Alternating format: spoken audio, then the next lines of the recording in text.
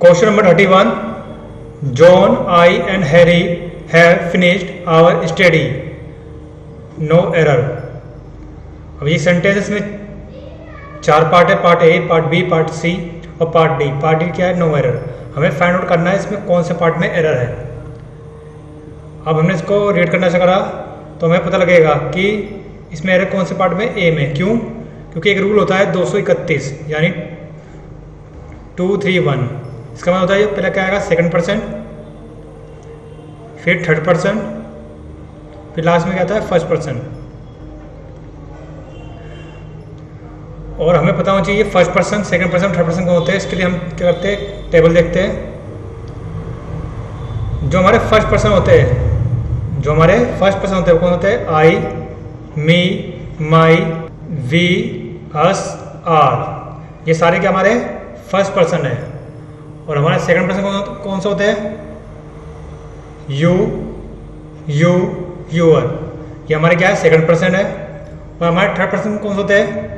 She, her, he, him, his, it, its, they, them, their. और किसी का नाम आ जाए वो भी क्या होते हैं? हमारे थर्ड पर्सन होते हैं। अब इस रूल के अकॉर्डिंग क्या होता है कि हमें सबसे पहले सेकंड पर्सन लगाना है, फिर थर्ड पर्सन लगाना है, फिर फर्स्ट पर्सन लगाना है। अब ये क्वेश्चन जो है इसमें थर्ड पर्सन कौन सा है? John, Harry. मतलब इसका क्या होगा? जॉन,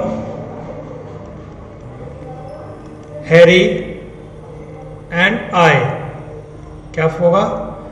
थर्ड पर्सन, फिर क्या आएगा? First person. और इसमें सेकंड पर्सन हमने दे नहीं रखा, इसलिए क्या आएगा? थर्ड पर्सन और फर्स्ट पर्सन। तो इसका सही जो सीक्वेंस होगा वो क्या होगा?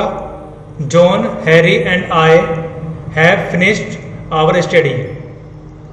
अब हमें देखना है कि ये सभी में ये रूल लगता है या दूसरा भी लगता है। अब अभी हमने कौन सा डिस्कस करा? हमने अभी डिस्कस करा कौन सा? 231 वाला,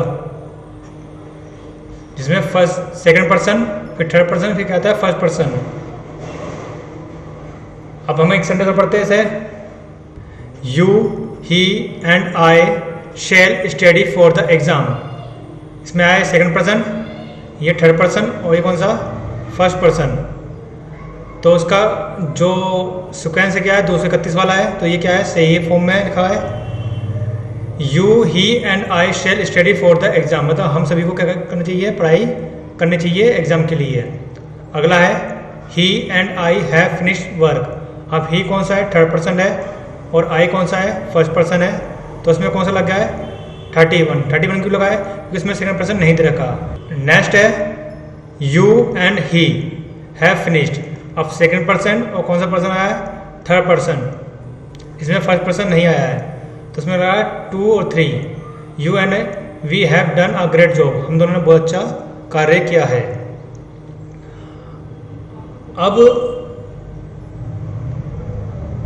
231 है या 231 है, इसका यूज हम हमेशा अफर्मेटिव, कौन से सेंटेंस में? अफर्मेटिव सेंटेंस में करते हैं इनका यूज। अगर हमें नेगेटिव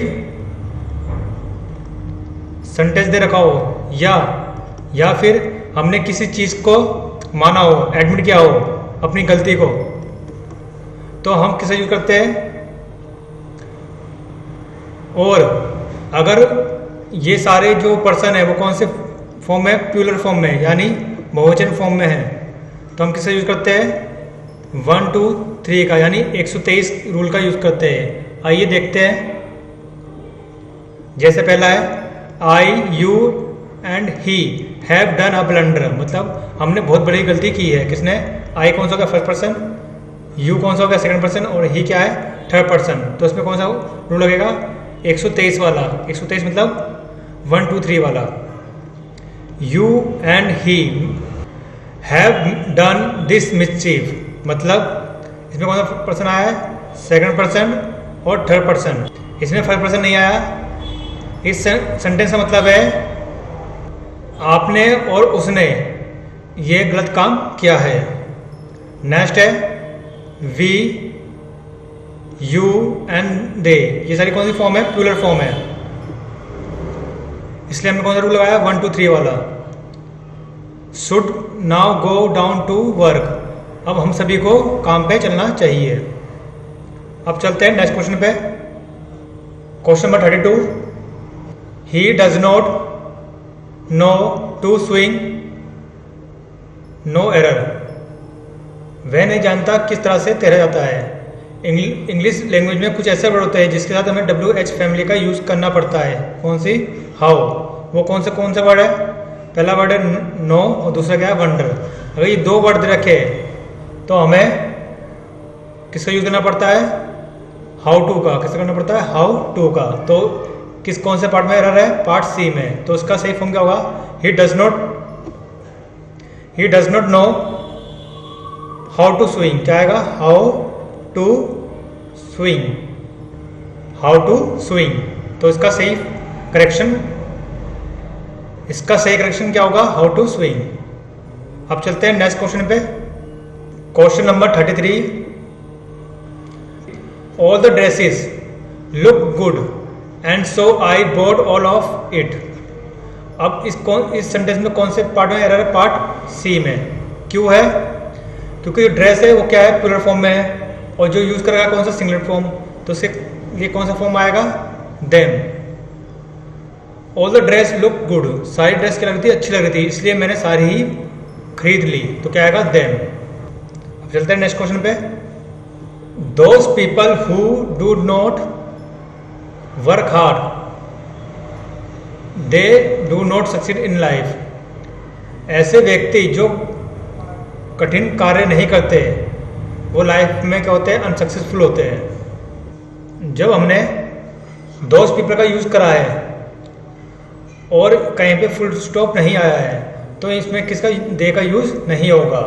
ये सेंटेंस क्या होगा? ये सेंटेंस करेक्शन ऐसा होगा, those people who do not work hard do not succeed in life. इसका करेक्शन फॉर्म ये होगा। Question number 35, he bathed himself in a river। he bathed himself in a river मतलब वह अपने आप से नदी में नहाया। अब हमें पता करना है कौन से पार्ट में एरर है। अब कौन से पार्ट में एरर है? पार्ट ए में। क्यों? क्योंकि ये बात जो है इसके साथ रिफ्लेक्सिव प्रोनाउन नहीं आता। अब हमें कैसे पता लगेगा कि अब इसके हमें रिफ्लेक्सिव प्रोनाउन लगाना या नहीं लगाना, और हमें पता होना चाहिए रिफ्लेक्सिव प्रोनाउन कौन से होते हैं। आइए देखते हैं। जितने भी ये लिखा हुआ है रिफ्लेक्सिव प्रोनाउन, ये ले myself, ourself, yourselves, herself, himself, itself, themselves, oneself, himself. अगर ये सारे क्या हमारे रिफ्लेक्सिव प्रोनाउन है। अगर इंग्लिश लैंग्वेज में कुछ ऐसे वर्ड होते हैं जिनके साथ इनका यूज नहीं किया जाता, आइए देखते हैं कौन कौन से वर्ड है जिसके साथ इनको यूज नहीं किया था। वो वर्ड कौन से हैं? फर्स्ट है keep, stop, turn, qualify, bath, more, rest, hide. अगर इनमें से कोई वर्ड दे रखा हो तो हम रिफ्लेक्सिव प्रोनाउन का यूज नहीं करेंगे। लेकिन अगर हमें enjoy, avail, amuse, acquit, absent, present, introduce, pride, adapt, poison, reconcile, इनमें से कोई वर्ड दे रखा हो तो हम किसका यूज करेंगे? हम यूज करेंगे रिफ्लेक्सिव प्रोनाउन का। तो इस सेंटेंस को करेक्ट कैसे करेंगे? ही सो काट देंगे इसको, हिमसेल्फ को। ही बाथ इन अ रिवर, वह नदी में नहाया। अब चलते हैं इसके नेक्स्ट क्वेश्चन पे। Question number 36, she could not bear his suppression. अब हमें फाइंड आउट करना है कौन से पार्ट में एरर है। जो एरर है कौन से पार्ट में? पार्ट सी में। क्यों? क्योंकि कुछ इंग्लिश लैंग्वेज ऐसे वर्ड होते हैं इनका यूज इस टाइप से नहीं किया था। मतलब जो हिज है, हिज क्या होता है? हमारा पॉसेसिव एडजेक्टिव जिसके बाद हम उसका यूज सप्रेशन नहीं करते हैं। इसका यूज़ हम कैसे करते हैं, आइए देखते हैं। अब सप्रेशन के अलावा कौन कौन सा वर्ड है जिनका यूज़ हम जो अलग तरह से करते हैं। पहला है सप्रेशन, दूसरा है लीव। सप्रेशन मतलब होता है अलग होना किसी चीज़ से, लीव मतलब छोड़ना, एक्सक्यूज यानी पर्डन, एक्सक्यूज हो या पर्डन हो, क्षमा करना, मेंशन उल्लेख करना, रिपोर्ट विवरण, साइड नज़र, फेवर पक्ष लेना। अगर इनमें से कोई वर्ड है तो उनका यूज़ हम करेक्शन यूज़ कैसे करते हैं, आइए देखते हैं। पहला है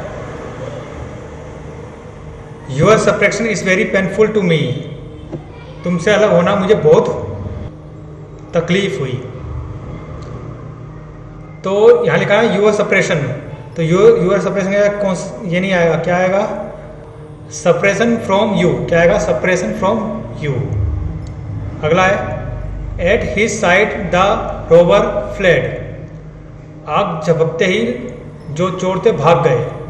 अब यहाँ लिखा है एट हिज साइड, तो ये गलत है। इससे क्या आएगा, the side of him the Rober fled. उसकी आग झपकते ही चोर भाग गए। इस सेंटेंस की मीनिंग ये है। नेक्स्ट है I need your favour please. मुझे तुम्हारा फेवर चाहिए। तो इसका यूज कैसे करेंगे, आई नीड योर की जगह लगेंगे फेवर ऑफ या यू या फेवर फ्रॉम यू। इनमें से कुछ भी लगाते दोनों क्या होंगे, सही होंगे।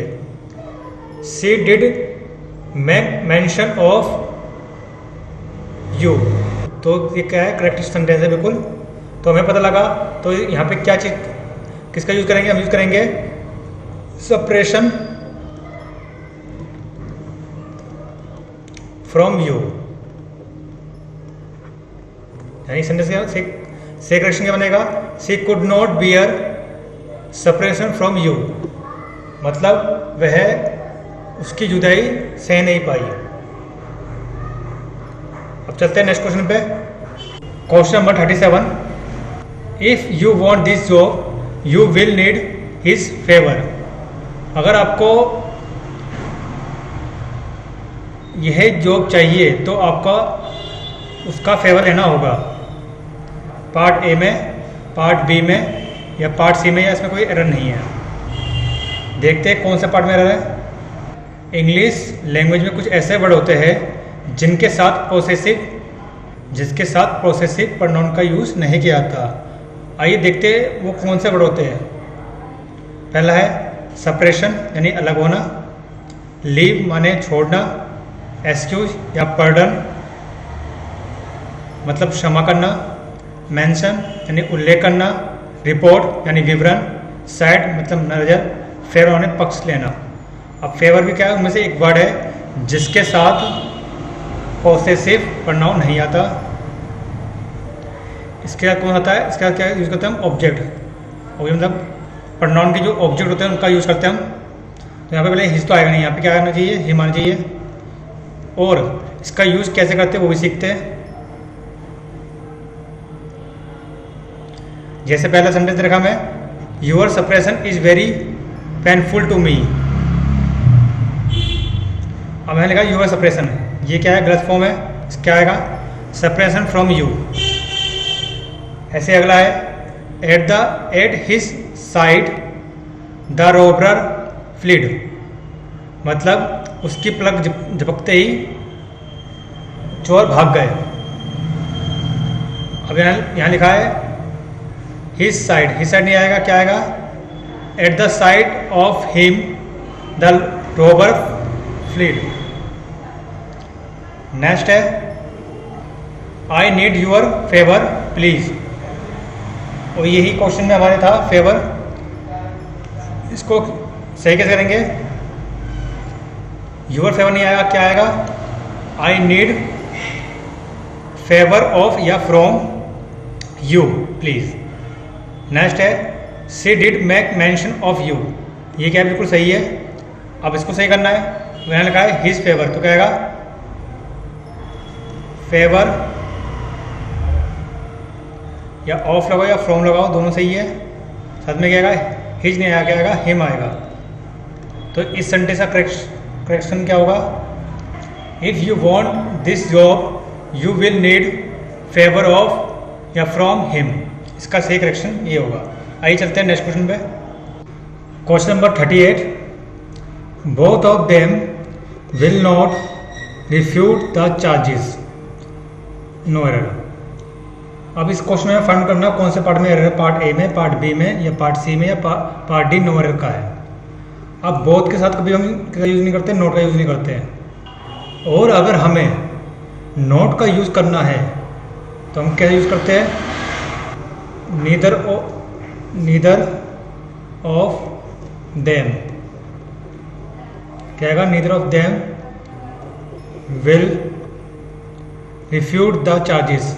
अब एक है रिफ्यूट माने होता है डिनाई मतलब मना करना। उसने उन दोनों ने मना कर दिया अपने ऊपर चार्जेस लेने के लिए। तो इस क्वेश्चन में कौन से पार्ट में एरर थी, पार्ट ए में।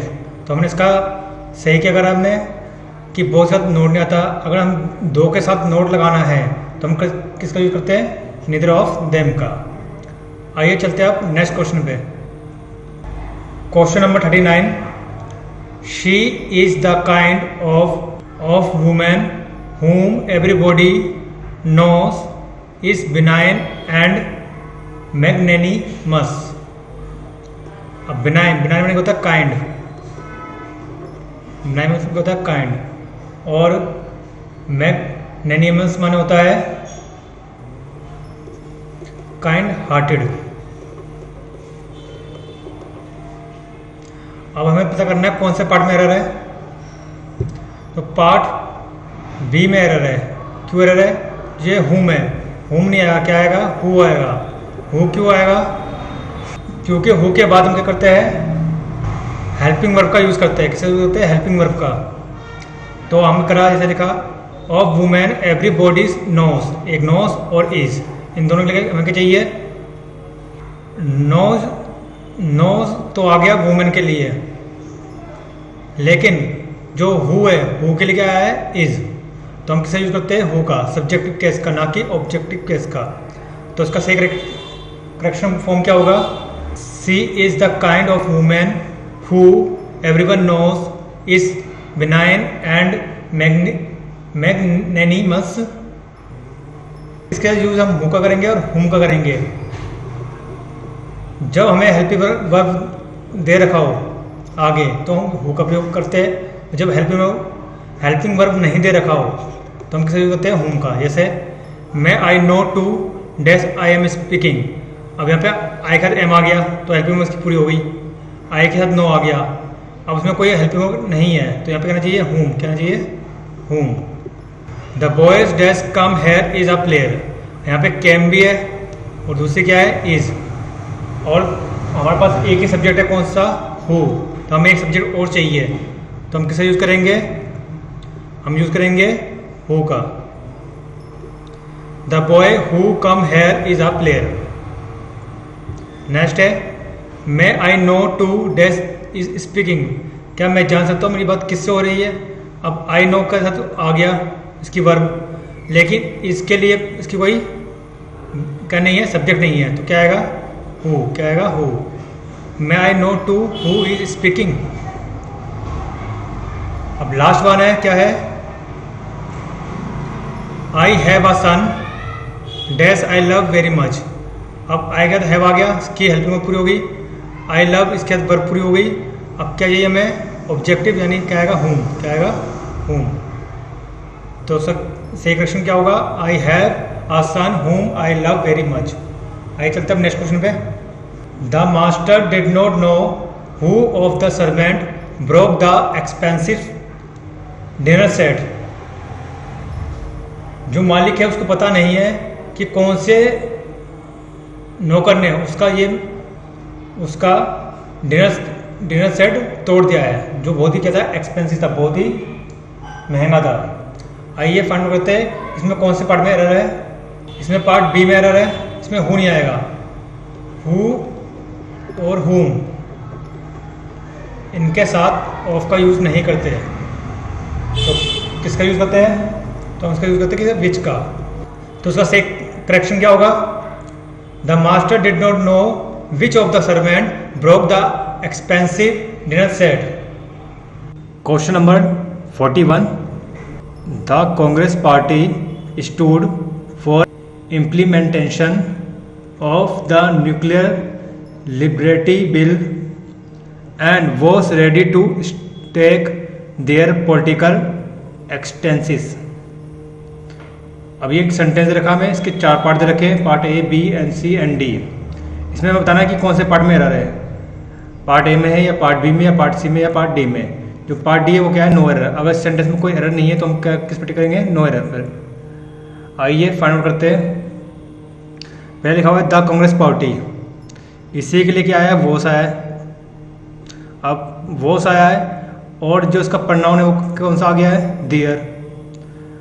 ये सिंगुलर है, ये भी सिंगुलर, तो हमें क्या आएगा, सिंगुलर आएगा। तो सिंगुलर के लिए लगाएंगे हम। आइए देखते हैं, जब सिंगुलर प्रोनाउन होता है तो कौन से पॉसेसिव प्रोनाउन, कौन से पॉसेसिव प्रोनाउन का यूज करते हैं, हिज। किसका करते हैं, हिज का। तो देयर की जगह क्या आएगा यहाँ पे, हिज। तो सही करेक्शन क्या होगा सेंटेंस का, the Congress party stood for implementation of the nuclear liberty bill and was ready to stake its, यहाँ पे क्या गया, दीर्घ क्या गया, its political existence। यानी कांग्रेस पार्टी परमाणु दायित्व विधेयक को लागू करने के लिए के पक्ष में थी और अपने राजनीतिक अस्तित्व को दांव पर लगाने को तैयार थी। नेक्स्ट क्वेश्चन क्या है,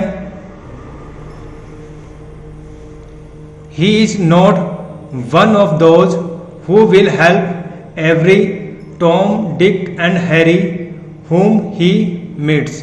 मतलब वह वो व्यक्ति नहीं है जो किसी से मिलता है और उसकी मदद करने लग जाता है।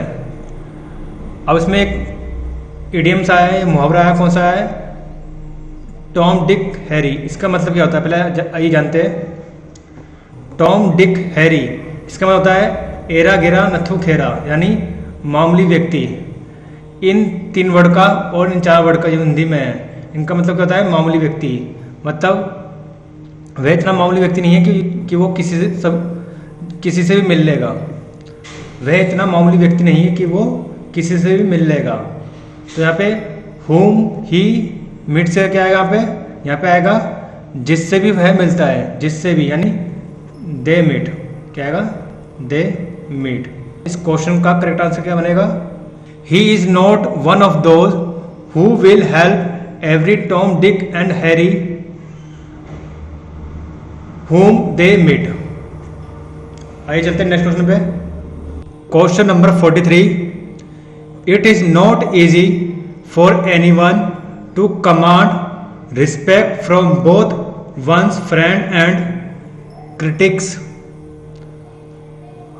as Mahatma Gandhi did. अब ये एक सेंटेंस है, इसके 4 पार्ट दे रखा है, हमें पता लगाना है कौन से पार्ट में एरर है। अब इस सेंटेंस में एरर कौन से पार्ट में, पार्ट बी में। क्यों, क्योंकि यहाँ पे एंड से पहले क्या है, वंस फ्रेंड्स, और एंड के बाद क्या है, खाली क्रिटिक्स।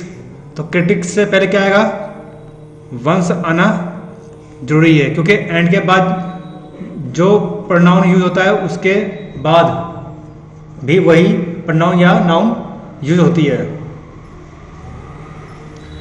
तो इस क्वेश्चन का सही करेक्शन क्या होगा, it is not easy for anyone to command respect from both one's friends and one's critics as Mahatma Gandhi did. अब चलते हैं नेक्स्ट क्वेश्चन पे। He, you and I shall arrange everything and shall not ask them for help। इस question में हमें find out करना है कौन से पार्ट में एरर है, पार्ट ए में, पार्ट बी में, पार्ट सी में या पार्ट डी नो एरर है। अब ही, यू एंड आई, हमें पता है कि प्रोनाउन अगर इस सीरीज में हो तो उनका एक रूल लगता है, कौन सा, रूल नंबर 231। रूल 2 नंबर 231 क्या होता है कि सबसे पहले सेकंड पर्सन आएगा, फिर थर्ड पर्सन आ जाइए और फिर फर्स्ट पर्सन आ जाइए। ये कब कब अप्लाई करते हैं? जब हमारा सेंटेंस क्या हो, अफर्मेटिव हो। कौन सा हो? अफर्मेटिव। अफर्मेटिव मतलब पॉजिटिव सेंस में हो। और किस में हो? सिंगुलर फॉर्म में हमारे प्रोनाउन हो। किस में हो? Singular pronoun. तो हम किसका यूज करते हैं? 2, 3, 1। अब यहाँ देखिए, अब 2 कौन सा हमारा? यू क्या होता है? सेकंड पर्सन होता है। पहले सबसे पहले क्या आएगा? यू। फिर थर्ड पर्सन क्या हमारा? ही है, ही। एंड लास्ट क्या है? फर्स्ट पर्सन क्या है हमारा? आई। तो इस क्वेश्चन का राइट करेक्शन क्या होगा? You, he and I shall arrange everything and shall not ask them for help. मतलब हम सभी सारा अरेंजमेंट करेंगे और उनसे मदद नहीं मांगेंगे। इस क्वेश्चन की मीनिंग यह है। आइए देखते हैं इसी पे आधारित और भी सेंटेंस, जिससे ये हमारे रूल हमारे दिमाग में बैठ जाए। क्या है? 3, 2, 1 231 रूल नंबर क्या कहता है? सेकंड पर्सन, थर्ड पर्सन और फर्स्ट पर्सन। मतलब you, he and I shall study for the exam. हम तीनों क्या करेंगे? पढ़ाई करेंगे एग्जाम के लिए। अगर हमें इसमें क्या देखा? थर्ड पर्सन और सेकंड पर्सन, मतलब 3 और 1। इसका जो रूल है उसके अकॉर्डिंग चल रहा है। यहाँ पे 2 नहीं तो 3 तो है, 3 और 1 कर लेंगे ऐसे ही। यू एंड ही, यू कौन सा होता है? Second person. और ही कौन सा है हमारा? थर्ड पर्सन, यानी 23। तो एग्जाम में जरूरी नहीं कि ये तीनों ही पूछे, ये 2 भी आ सकते हैं, ये 2 अलग भी आ सकते हैं। तो हमें इस फॉर्मेट को याद करना है। आइए देखते इस रूल का अपवाद क्या है। अब ये 1, 2, 3 कब यूज करते हैं? 1, 2, 3 यानी 123। ये कब यूज होता है? जब हमारा सब्जेक्ट क्या हो? जब हमारे सेंटेंस में नेगेटिव सेंटेंस हो या कोई ब्लेम हो, इस सेंस में हो, तब हम किसका यूज करते हैं? 123 यानी 1, 2, 3 का। जैसे I, you and he have made a blunder. हम सब ने एक बहुत बड़ी गलती करी है। ऐसे ही you and he have done this mischief. आपने और उसने ये गलत काम किया है। तो यहाँ पे क्या है? नेगेटिव सेंस आ रही है यहाँ पे। तो किसका यूज करेंगे? 123 का यानी 1, 2, 3 का। और लास्ट कौन सा है?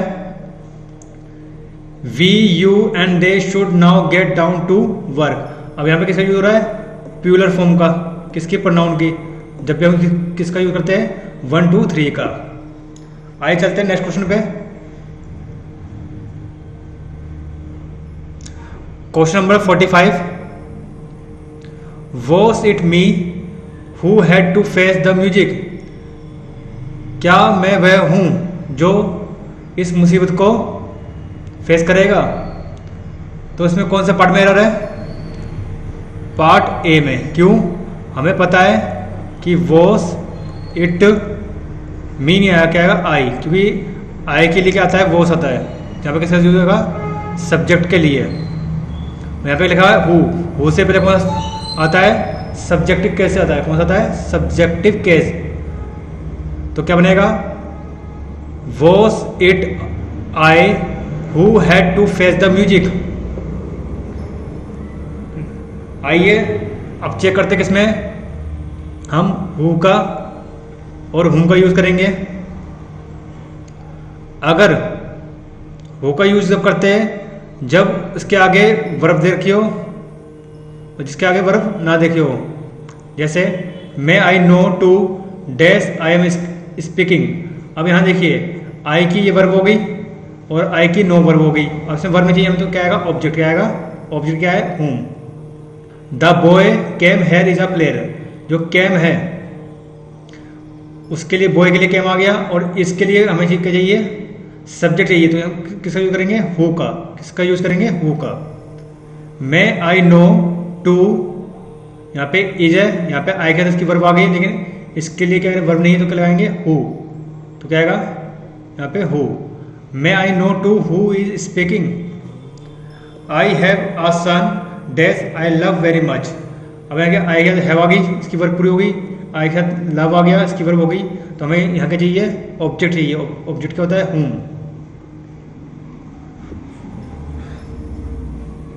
अब इसी की बेस पे हमने एक क्वेश्चन करा था इस चैप्टर पे, कौन सा क्वेश्चन नंबर 8, वो भी इसी पे था।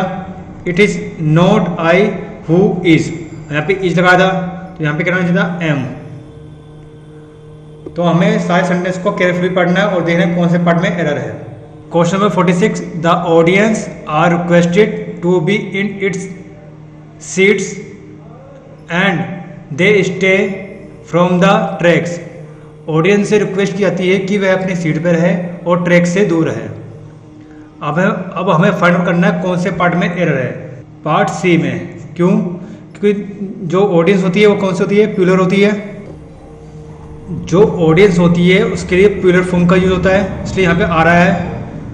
और इसी के लिए क्या इट्स नहीं आएगा, इट्स के लिए क्या आएगा यहाँ पे दियर, क्या आएगा दियर, प्लूरल फॉर्म आएगी। The audience are requested to be in their seats and stay away from the track. इस क्वेश्चन का सही करेक्शन ये होगा। अब चलते हैं नेक्स्ट क्वेश्चन पे। The number of vehicle playing on the road of Delhi is more than on the road of Bangalore. मतलब जितने व्हीकल दिल्ली में चलते हैं उससे कहीं ज़्यादा कहाँ चलते हैं? बेंगलोर की सड़कों पर। तो अब हमें फाइंड आउट करना है कौन से पार्ट में एरर है। पार्ट सी में इसमें एरर है। क्यों? यहाँ लिखा है मोर देन में क्या आएगा? डेट ऑफ, यानी दिल्ली की सड़कों से कर रहे हैं, ना कि दिल्ली से कर रहे हैं। किससे कर रहे हैं? दिल्ली की सड़कों से। तो जितने नंबर ऑफ व्हीकल दिल्ली की सड़कों पे चलते हैं उससे कहीं ज़्यादा बेंगलोर की सड़कों पे चलते हैं। इस सेंटेंस का सही फॉर्म क्या होगा? The number of vehicles playing on the road of Delhi is more then of on the road of Bangalore. Being a destitute, I admit him an orphanage। इस सेंटेंस में फाइंड आउट करना कौन से पार्ट में एरर है। Part A में errors में। क्यों? क्योंकि यहाँ पे being a destitute, यहाँ पे कहना चाहिए ही। क्यों? क्योंकि हिम है, हिम से पहले उसके कहना चाहिए सब्जेक्ट क्या होगा? ही being a destitute मतलब होता है बेसहारा। वे बेसहारा होने के कारण मैंने उसे एक अनाथालय में डाल दिया। ऑर्फनेज मतलब क्या होता है? अनाथालय।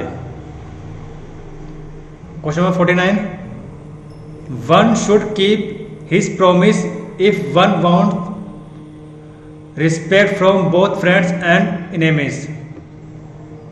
अब हमें इसमें फाइंड आउट करना कौन से पार्ट में एरर है। पार्ट बी में इसमें एरर है। क्यों? क्योंकि इसमें किससे चल रहा है? वन। तो वन का पोसेसिव प्रोनाउन क्या होता है? वन का पोसेसिव प्रोनाउन होता है वंस। क्या होता है? वंस। तो सही करेक्शन क्या होगा सेंटेंस का? One should keeps one's promise if one wants respect from both friends enemies. मतलब हर किसी को अपने प्रॉमिस पर कायम रहना चाहिए यदि उसे अपने फ्रेंड और दुश्मनों दोनों की रिस्पेक्ट चाहिए। तो अब हम इसमें देख लेते हैं कि वन का पोसेसिव प्रोनाउन क्या होता है। वन का पोसेसिव प्रोनाउन क्या होता है? वंस। तो यहाँ पे क्या लिखा था मैंने? इसलिए हमने लिखा था वंस। अब चलते हैं नेक्स्ट क्वेश्चन पे। नेक्स्ट क्वेश्चन है question number 50, last summer I went to Shimla and enjoy very much. अब फाइंड करना कौन से पार्ट में एरर है। पार्ट सी में एरर है। क्यों? क्योंकि कुछ वर्ड होते हैं जिसके साथ क्या होता है? रिफ्लेक्सिव प्रोनाउन का यूज करते हैं। उसमें से एक वर्ड कौन सा है? एंजॉय। अगर इसके आगे ऑब्जेक्ट नहीं दे रखा तो किसका करते हैं हम? रिफ्लेक्सिव प्रोनाउन का। तो आई का रिफ्लेक्सिव प्रोनाउन क्या होगा? Myself. तो यहाँ क्या आएगा? Last Sunday I went to Shimla and enjoy myself very much. यहाँ क्या आएगा? Myself very much. हमें याद रखने को कौन से वर्ड होते हैं इसके अलावा? Enjoy, avail, amuse, acquit, absent, present, introduce, pride, adapt, poignant, reconcile, इन सब के साथ रिफ्लेक्सिव प्रोनाउन का यूज होता है। और किन वर्ड का रिफ्लेक्सिव प्रोनाउन का यूज नहीं होता, वो ये वर्ड है जैसे keep, stop, turn, qualify, bath, more, rest, hide. आइए चलते हैं नेक्स्ट क्वेश्चन पे। Question number 51। If I were him I would teach him a lesson, no error. ये एक सेंटेंस है, इसके 4 पार्ट है, part A, part B, part C और पार्ट डी। हमें फाइंड आउट करना है कौन से पार्ट में एरर है, पार्ट ए में, पार्ट बी में, पार्ट सी में, या इसमें कोई एरर नहीं है। अब हमने फाइंड करा किस में एरर है, पार्ट ए में। क्यों? क्योंकि इफ आई वर हिम की जगह क्या आएगा, ही। क्यों? क्योंकि हमें सब्जेक्ट का कंपेरिजन सब्जेक्ट से करना है, इसलिए क्या आएगा, ही आएगा। तो क्या आएगा, if I were he I would teach him a lesson. अगर मैं उसकी जगह होता तो मैं उसको एक अच्छा सबक सिखाता। अब जो ये सेंटेंस है, इसी के अंदर 4 तरह की मिस्टेक आती है या एरर आती है। पहली तो ये हो गई। सेकंड होती है कि होता है इफ आई वॉज ही, तो इसमें क्या आती है एरर, वो से क्या था, वर। अब वरी क्यों आता, क्योंकि इफ क्या है, कंडीशनल सेंटेंस है, जिसके बाद ऐसे सेंटेंसों के बाद हमेशा हम किसका यूज करते हैं, वर का। वैसे यहाँ सब्जेक्ट सिंगुलर हो या प्लूरल हो, अगर यहाँ पे ही भी होता या शी होता या इट होता या किसी का नाम भी होता, तब भी हम वरी लगाते हैं, ना कि वॉज। दूसरी मिस्टेक और थर्ड मिस्टेक क्या होती है, इफ वी वर हर। अब यहाँ पे हर नहीं आया, क्या आना चाहिए था, शी। क्या आएगा, सी। तो एक ही सेंटेंस को कई तरह से पूछा जाता है। हमें याद रखना है कि इसके कौन कौन से रूल बनेंगे यहाँ पे, और हम उस एरर को पहचान पाएंगे। आइए चलते हैं नेक्स्ट पार्ट पे। नेक्स्ट क्वेश्चन है 52। Being a rainy day I could not go to school. बारिश होने के कारण मैं स्कूल नहीं जा पाया। आ रेनी डे से पहले हमें क्या चाहिए, एक सब्जेक्ट चाहिए। तो वो सब्जेक्ट क्या होगा, इट। क्या होगा, it. It being a rainy day, बारिश का दिन होने के कारण मैं स्कूल नहीं जा पाया। तो यहाँ पे करना चाहिए इट। क्या आना चाहिए था, इट। अब चलते हैं नेक्स्ट क्वेश्चन पे। Question number 53। One of them forgot to take their passport and found himself in a difficult situation। अब इसमें एरर कौन सी है, इसमें एरर है ऑब्जेक्ट की। यहाँ पे देर नहीं आएगा, यहाँ पे क्या आएगा, वन आएगा, वंस। अब वंस क्यों आएगा, क्योंकि हमें पता है कि वन का पोसेसिव प्रोनाउन क्या होता है, वंस होता है। और वन के लिए ही यूज हुआ किसका, देयर का। देयर का यूज नहीं हुआ किसका होगा, वंस का। तो इसका सही करेक्शन क्या होगा, one of them forgot to take one's passport and found himself in a difficult situation। आइए चलते हैं नेक्स्ट क्वेश्चन पे। Question number 54। Mister Sharma our representative, he will attend the meeting on our behalf। जो mister Sharma है वो meeting करेंगे, attend, हमारी तरफ से। तो इसमें फाइंड आउट करना है कौन से पार्ट में एरर है। इस वाले सेंटेंस में पार्ट बी में एरर है। क्यों, क्योंकि मिस्टर शर्मा क्या है, हमारा सब्जेक्ट है, और हमें फिर दोबारा सब्जेक्ट की यूज नहीं होती। एक ही सब्जेक्ट से दूसरा सेंटेंस फ्रेम हो जाता है। जैसे Mister Sharma our representative will attend the meeting on our behalf. इसका सही करेक्शन ये होगा। अब नेक्स्ट है question number 55। Each girl was begin a packet of sweets and she was happy. ये सेंटेंस है, इसके 4 पार्ट है। हमें फाइंड आउट करना कौन से पार्ट में एरर है। पार्ट इसमें सी में एरर है। क्यों? इस वाले पार्ट पर सी वॉज नहीं आएगा, यहां क्या आएगा? देवर। क्या आएगा? देवर। क्यों? ईच गर्ल वॉज, प्रत्येक लड़की, प्रत्येक मतलब सभी लड़कियां, और सभी लड़कियों का क्या आएगा? दे आएगा। क्या आएगा? दे। तो सही करेक्शन क्या होगा? Each girl was given a packet of sweet and they were happy. Question number 56, my self and he will manage everything. अब इस सेंटेंस में फाइंड आउट करना है कौन से पार्ट में एरर है। इस सेंटेंस में पार्ट ए में एरर है। क्यों?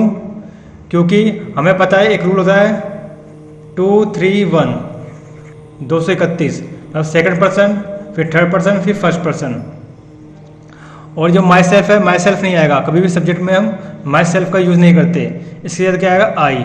हमें चेक करना है अब कि ये 2 3 1 के ऑर्डर में है या नहीं है। तो पहले क्या आएगा? Second person. सेकंड पर्सन कौन सा पर्सन आएगा? Second person. सेकंड पर्सन इसमें दे नहीं रखा। अब देखते हैं थर्ड पर्सन दे रखा है, दे रखा है ही। तो क्या आएगा पहले? He and I. इस सेंटेंस का करेक्ट फॉर्म क्या बनेगा? He and I will manage everything. उसने और मैंने सब कुछ अरेंज किया। अब चलते हैं नेक्स्ट क्वेश्चन। अब एक बार प्रोनाउन की टेबल को समझ लेते हैं शुरू से। ये आपका रिकॉल हो जाएगा। प्रोनाउन, पर्सनल प्रोनाउन कौन कौन से होते हैं? अब प्रोनाउन क्या होता है? फर्स्ट पर्सन, सेकंड पर्सन और थर्ड पर्सन। फर्स्ट पर्सन के भी 2 पार्ट होते हैं, एक सिंगुलर में होता है, एक प्लूरल में होता है। फर्स्ट पर्सन में कौन कौन से आते हैं? I, me, my, mine, myself. First person plural कौन से होते हैं? We, us, our, ours, ourselves. Second person में सिंगुलर कौन होते हैं? You, you, your, yours, yourself. और प्लूरल क्या होते हैं? You, you, your, yours, yourselves. Third person singular कौन से होते हैं? She, her, her, hers, him, herself. He, him, his, his, himself. It, it, its, it's self. और plural कौन से होते हैं? दे, देम, दियर, दियर्स, देम सेल्फिस। और सब्जेक्ट में विच, विच, ऑफ विच। पॉसेसिव प्रोनाउन का नहीं होता, ना ही रिफ्लेक्सिव प्रोनाउन होता है। किसका? विच का। One, one, one's, oneself. Who, whom, whose. और बाकी जो जितने भी प्रोनाउन वजह से someone, anyone, everyone, no one, somebody, anybody, everybody, nobody, इन सब के लिए किसका यूज होता है? Him, his, his, himself. Question number 57, the Ganga is a river whose origin has always been a matter of speculation. मतलब गंगा नदी का जो ओरिजिन है, मतलब उद्गम स्थान है, आज तक रहस्यमय है कि वो कहाँ से स्टार्ट हुई है। आइए फाइंड आउट करते हैं कौन से पार्ट में एरर है। पार्ट ए में, पार्ट बी में, पार्ट सी में, या ये सेंटेंस में कोई एरर नहीं है। इस सेंटेंस में पार्ट बी में एरर है। क्यों? क्योंकि हुज ओरिजिन गलत होता है। इसका सही फॉर्मेशन क्या होता है? The origin which of. क्या आता है? Which of.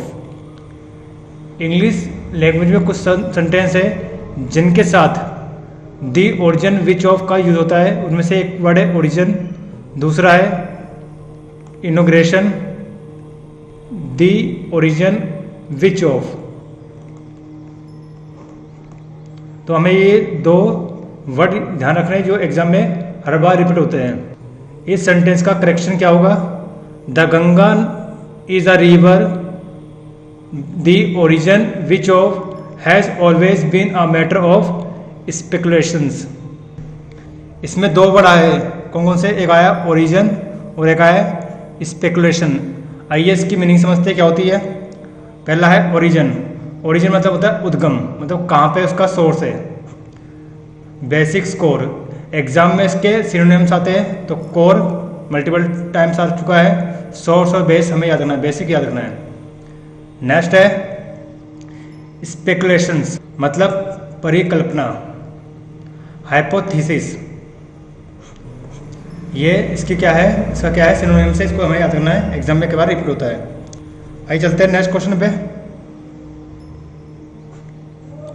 My friend is laborious and intelligent isn't it. अब ये एक सेंटेंस है। अब हमें फाइंड करना कौन से पार्ट में रहा है, पार्ट ए में, बी में, या सी में, या डी। No error. अब कौन से पार्ट में रहा है? पार्ट सी में। क्यों? क्योंकि ये क्वेश्चन है वो कौन सा है? क्वेश्चन टैग का क्वेश्चन है। अब क्वेश्चन टैग क्या होता है? क्वेश्चन टैग में हमें एक ऐसा फॉर्मेशन करना होता है जिसमें ना का क्या है साउंड आए। जैसे मेरा दो जो है वो मेहनती और इंटेलिजेंट है ना। तो इस ना के लिए हम यूज करते हैं किसका? इस फॉर्मेशन का। लेकिन जो फ्रेंड है वो क्या है? इसका फ्रेंड जो है लड़का है, तो उसके लिए हमें किसका यूज करेंगे? ही का। और इसमें हम किसका यूज करते हैं? मैक्सिमम टाइम में प्रोनाउन का यूज करते हैं। तो क्या आएगा? इजेंट ही। क्या आएगा? इजेंट ही। मेरा दोस्त मेहनती और इंटेलिजेंट है ना। इस सेंटेंस की मीनिंग ये बनेगी। आइए चलते हैं नेक्स्ट क्वेश्चन पे। Question number 59।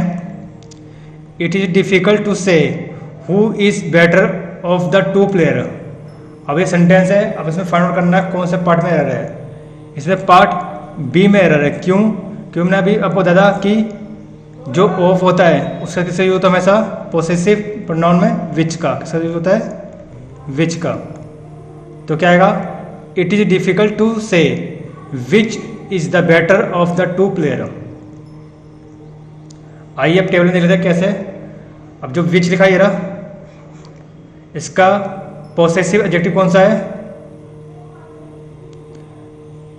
Of which. तो विच का यूज किसके करते हैं हम? ऑफ या करते हैं। तो इस सेंटेंस का करेक्शन क्या होगा? It is a difficult to say which is the better of the two players. Question number 60। It is the best which the government can do for the downtrodden. यह अच्छा होगा कि सरकार गरीबों के लिए कुछ करे। डाउन ट्रोडन मतलब होता है गरीब या दलित व्यक्ति। तो कौन से पार्ट में एरर है? पार्ट ए या बी या सी? इसमें पार्ट बी में एरर है। यहाँ विच नहीं आएगा, वहाँ पे यहाँ क्या आएगा? डेट आएगा। क्यों? आइए समझते हैं। डेट का यूज हम कहाँ करते हैं? जब सुपरलेटिव डिग्री आ जाए। सुपरलेटिव डिग्री मतलब जैसे होती है गुड, बेटर और बेस्ट। जो बेस्ट है वो कभी है सुपरलेटिव डिग्री होती है। तो उसके बाद किसका यूज करते हैं? डेट का। तो यहाँ पे क्या आएगा? डेट। दूसरा है अगर द सेम लिखा है, द फ्यू लिखा है, द लिटर आ जाए, तब भी किसका यूज करेंगे? डेट का यूज करेंगे। ओनली, नन, सच आ, ऐसे बढ़ा जाए तब भी हम किसका यूज करेंगे? डेट का। समथिंग, एनीथिंग, एवरीथिंग, नथिंग, अगर इनमें से कुछ रखा हो तब भी लगाएंगे डेट का। ऑल और एवरीथिंग आ जाए तब भी किसका यूज करेंगे? डेट का। Question number 61। Neither of two friends has got their money back from the companies. दोनों फ्रेंडों में से किसी को भी अभी तक उस कंपनी से पैसे वापस नहीं मिले हैं। तो हमें फाइंड आउट करना है कौन से पार्ट में एरर है। पार्ट ए में, पार्ट बी में, पार्ट सी में, या पार्ट डी में। पार्ट डी क्या है? No error. आइए फाइंड आउट करते हैं कौन से पार्ट में एरर है। कभी भी नीदर ऑफ, क्या लिखा हो? नीदर ऑफ के बाद जो नाउन आएगी वो कौन से फॉर्म में आएगी? प्लूरल फॉर्म में आएगी, सही है। और जो इसके बाद वर्ब आएगी, और वर्ब कौन सी आएगी? सिंगुलर आएगी, जो कि हमें दे रखी है। और इसके बाद जो प्रोनाउन आएगा वो भी क्या आएगा? सिंगुलर आएगा। आइए देखते हैं, ये प्रोनाउन क्या देखा हमें? प्लूरल देखा है, तो सिंगुलर क्या आएगा? हिज। क्या आएगा यहाँ पे? हिज। तो सही करेक्शन फॉर्म क्या होगी? Neither of the two friends has got his money back from the company. इसका सही करेक्शन ये होगा। आइए चलते हैं नेक्स्ट क्वेश्चन पे। Question number 62, this is the road whose inauguration was done by the president. अब हमें फाइंड आउट करना है कौन से पार्ट में एरर है, पार्ट ए में, पार्ट बी में, पार्ट सी में या नो एरर। इस वाले सेंटेंस में पार्ट बी में एरर है। क्यों? इनॉग्रेशन एक ऐसा वर्ड है जिसके साथ किसका यूज होता है? विच ऑफ का। तो क्या आएगा? दी इनॉग्रेशन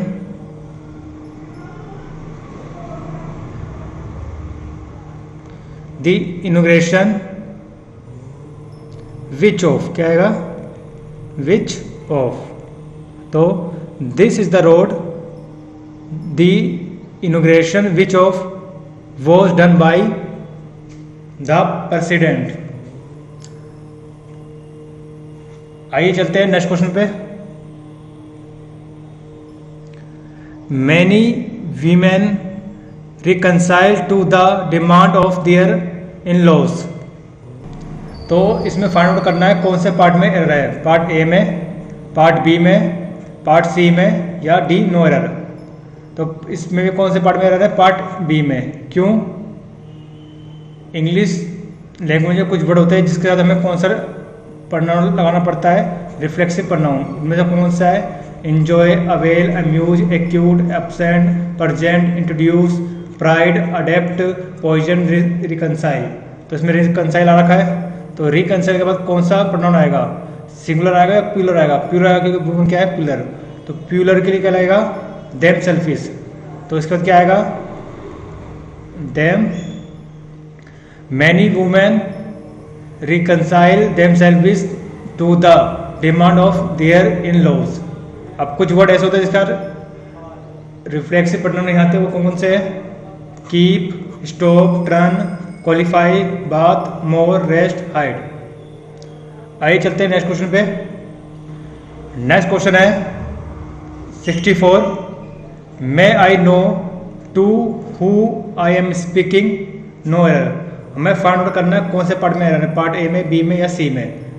अब इसमें भी पार्ट बी में एरर है। क्यों? मे आई नो, आई के साथ नो की वर्ब पूरी हो गई, आई एम स्पीकिंग। तो हमें यहाँ पे क्या चाहिए? सब्जेक्ट चाहिए या ऑब्जेक्टिव केस चाहिए है? हमें चाहिए ऑब्जेक्टिव केस। तो यहाँ पे क्या आएगा?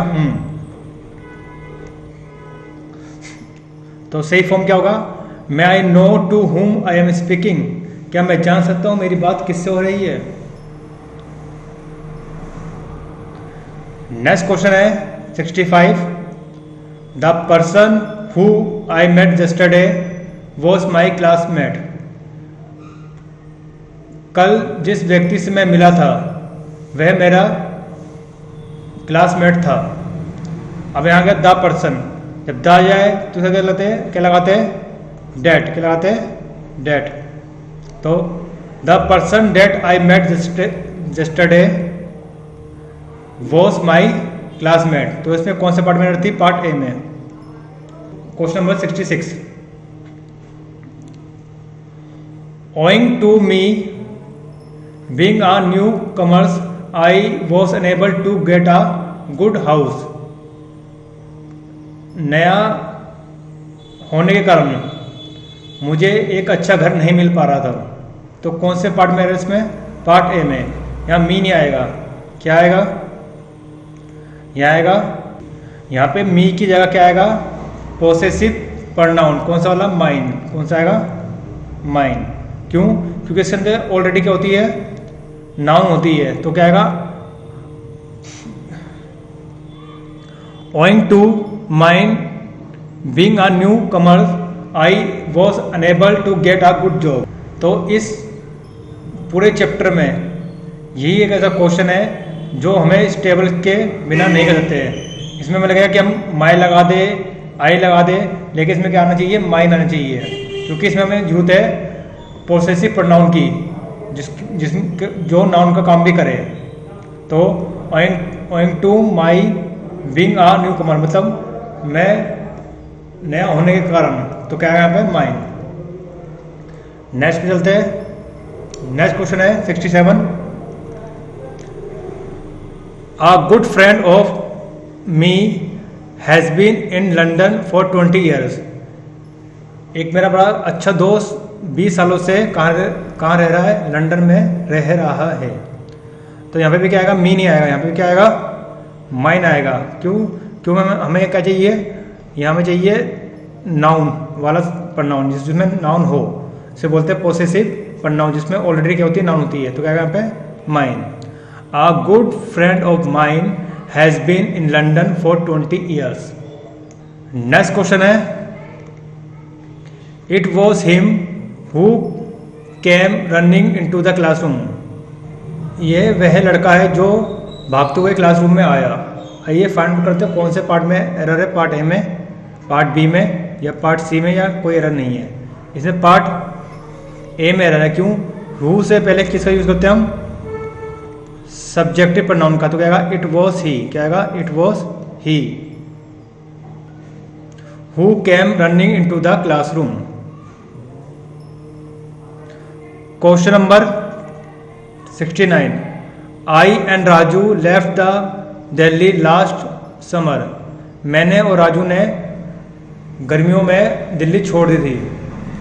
तो हमें यहाँ देखना कि यहाँ पे 231 रूल का यूज हो रहा है या नहीं हो रहा, मतलब second person, third person, first person. जो आई क्या हमारा फर्स्ट पर्सन है, तो वो बाद में आएगा, और जो राजू है वो क्या है, थर्ड पर्सन है, तो राजू पहले आएगा। तो क्या आएगा, Raju and I left for Delhi last summer. इस सेंटेंस का करेक्शन ये होगा। आइए चलते हैं नेक्स्ट क्वेश्चन पे। Question number 70। I will certainly avail of your offer when the occasion arise. मैं निश्चित ही आपका ऑफर एक्सेप्ट करूंगा जब ओकेजन आएगा। तो हमें फाइंड करना कौन से पार्ट में एरर है, पार्ट बी में। क्यों, अवेल ऐसा वर्ड है जिसके साथ क्या आना चाहिए, रिफ्लेक्सिव प्रोनाउन, जिसके साथ रिफ्लेक्सिव प्रोनाउन आना चाहिए। रिफ्लेक्सिव प्रोनाउन कौन सा आएगा, ए के लिए माई सेल्फ, क्या आएगा, माई सेल्फ। तो यहाँ क्या आएगा, I will suddenly avail myself of your offer then when the occasion arise. अब हमें याद रखना चाहिए कौन से वर्ड होते हैं इसके बाद हम लगाते हैं क्या, prefix pronoun. Enjoy, avail, amuse, acquit, absent, present, introduce, pride, adapt, poison, reconcile.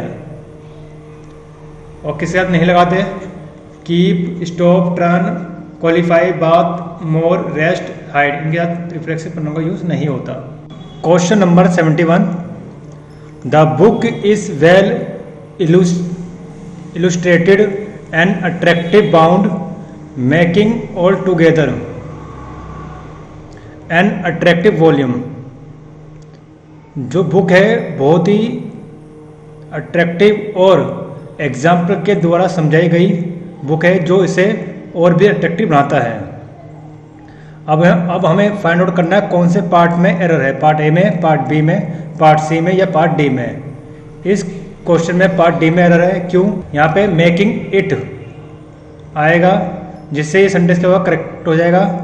कैसे, एक बार पढ़ते हैं। The book is well illustrated and attractive bound and making it altogether an attractive volume। अब इसमें एक वर्ड आया है illustrated। illustrated मतलब होता है व्याख्या करना किसी चीज़ की, यानी एग्जाम्पलीफाई करना, शो करना, डेमोस्ट्रेट करना, डिस्प्ले करना। इस सब के क्या मतलब होता है, व्याख्या करना। आइए चलते हैं नेक्स्ट क्वेश्चन पे। Question number 72, beside me many other were present no error. अब ये क्या है, बिसाइड, बिसाइड में तो क्या होता है, के अलावा, के अलावा, मतलब मेरे अलावा और बहुत सारे क्या थे, प्रेजेंट थे। तो यहाँ पे कौन से पार्ट में रहा, पार्ट बी में। यहाँ पे मैनी अदर्स आएगा, क्या आएगा, मैनी अदर्स, ना कि मैनी अदर, क्या आएगा, मैनी अदर्स। तो सही करेक्शन फॉर्म क्या होगा, beside me many other were present, ये सेंटेंस का सही करेक्शन फॉर्म होगा। नेक्स्ट क्वेश्चन है 73, my house is further than hers. तो यहाँ पे कौन से पार्ट में रहा है, पार्ट सी में। क्यों, यहाँ पे जो माई हाउस है उसका कंपेरिजन करना मुझे किससे, उसके हाउस से। तो यहाँ पे हर्स नहीं आएगा, क्या आएगा, हर्स आएगा, ये HERS, हर्स। इसका मतलब क्या है, इसके अंदर नाउन है, इसका मतलब क्या है, मेरा हाउस उसके हाउस से क्या है, दूर है। इस सेंटेंस की हिंदी ये बनेगी। आइए चलते हैं इस चैप्टर के लास्ट क्वेश्चन पे, जो कि है ही is the person whom everyone thought has stolen the ring। ये वही पर्सन है जिसके बारे में सब सोच रहे थे कि इसी ने ही रिंग चुराई है। तो यहाँ पे कौन से पार्ट में आ रहा है, पार्ट बी में। पार्ट बी में क्यों है, क्योंकि यहाँ पे द पर्सन है, द पर्सन क्या आता है, डेट का यूज करते हैं। तो क्या सही फॉर्म क्या बनेगी, he is the person that everyone thought has stolen the ring.